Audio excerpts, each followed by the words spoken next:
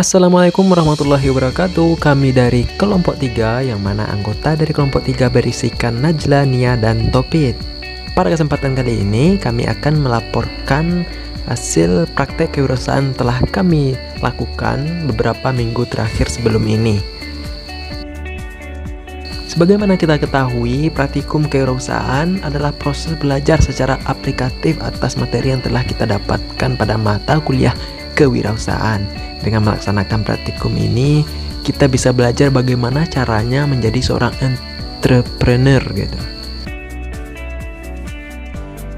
Kemudian, adapun tujuan ataupun goals dari praktek kewirausahaan ini, pertama itu untuk melatih diri dalam menumbuhkan jiwa entrepreneur.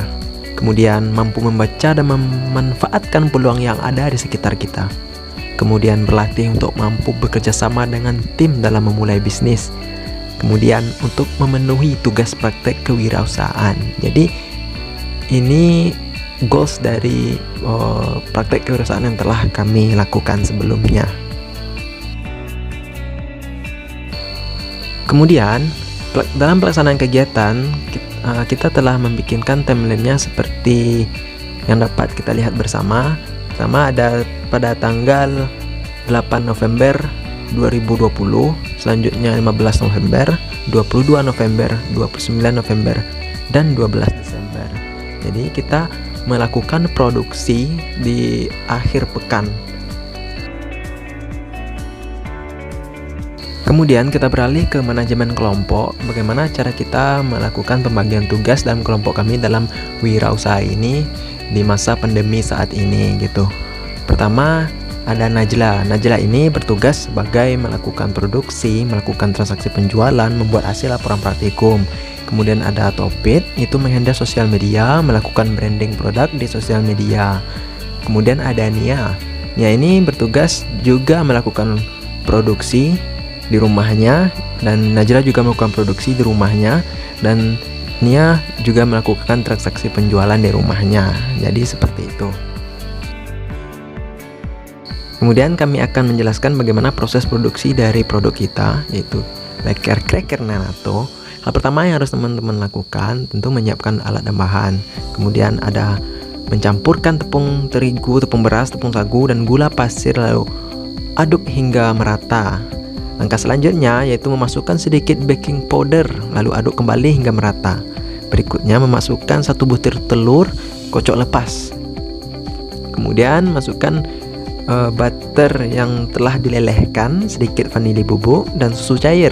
Aduk kembali hingga semuanya tercampur dengan rata. Kemudian panaskan wajan dan masukkan adonan ke dalam wajan dengan api yang kecil. Kemudian setelah agak sedikit crispy, masukkan isian varian rasa yang diinginkan. Terakhir itu lipat lekernya sehingga berbentuk bulan sabit dan angkat leker tersebut dari wajan. Di masa pandemi ini, bagaimana caranya kita melakukan marketing strategi? Nah, kita memiliki 2 cara. Pertama, itu direct marketing ataupun penjualan langsung. Penjualan langsung di sekitar rumah produksi khususnya. Selanjutnya, kita melakukan online marketing. Kita juga memasarkannya secara online, baik itu di WhatsApp, Instagram, dan akun sosial media lainnya. Dan juga kita juga membuka akun online shop di salah satu platform online shop. Jadi seperti itu. Selanjutnya kami akan menjelaskan laporan keuangan.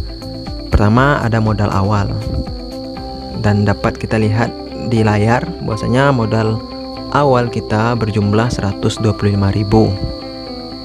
Kemudian ada penjualan kita selama 5 minggu berjumlah total 73.000, sehingga total pendapatan kita yaitu 73 dikurang ataupun 125 tadi dikurang 73.000, kita dapatkan laba rugi yaitu kurang lebih 52.000. Tapi ini tidak laba rugi ataupun rugi secara bersih gitu, karena masih banyak bahan-bahan yang tersisa gitu.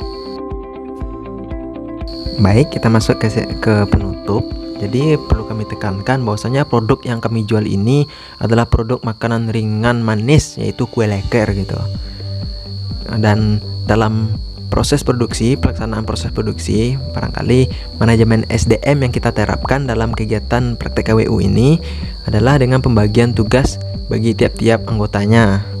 Kemudian kembali kami tekankan, dalam praktek KWU ini kami mengalami kerugian sebesar 52.000. Namun hal ini merupakan angka, bukanlah kerugian bersih, karena kan masih ada beberapa bahan modal yang berlebih seperti coklat, butter, vanili, baking powder, tepung, beras, dan lainnya gitu.